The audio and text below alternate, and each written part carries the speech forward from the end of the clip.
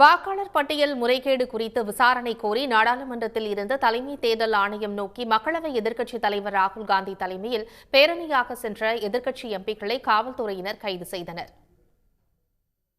பீகார் மாநில வாக்காளர் பட்டியல் சிறப்பு தீவிர திருத்தத்துக்கு எதிர்ப்பு தெரிவித்தும் வாக்காளர் பட்டியல் முறைகேடு குறித்து விசாரிக்க வலியுறுத்தியும் நாடாளுமன்ற வளாகத்தில் இருந்து தலைமை தேர்தல் ஆணையம் நோக்கி எதிர்க்கட்சி எம்பிக்கள் பிரம்மாண்ட பேரணி நடத்தினர்.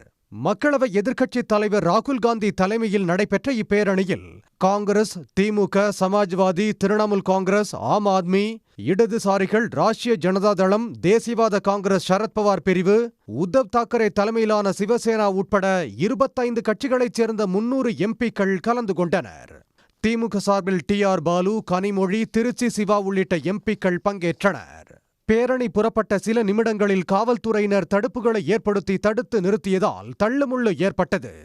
அப்போது சமாஜ்வாதி கட்சித் தலைவர் அகிலேஷ் யாதவ் உள்ளிட்ட எம்பிக்கள் தடுப்புகளை தாண்டி சென்று போராட்டம் நடத்தினர்.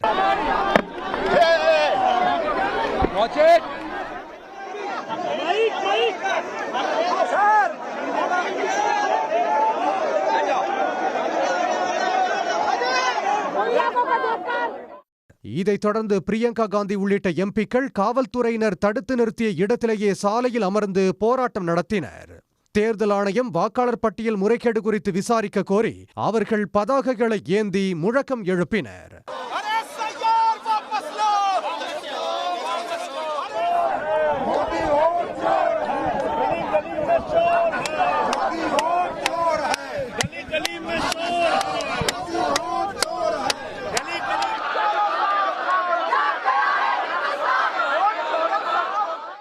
இதையடுத்து போராட்டத்தில் ஈடுபட்ட ராகுல் காந்தி, பிரியங்கா உள்ளிட்ட எதிர்க்கட்சி எம்பிக்கள் அனைவரையும் காவல்துறையினர் கைது செய்தனர்.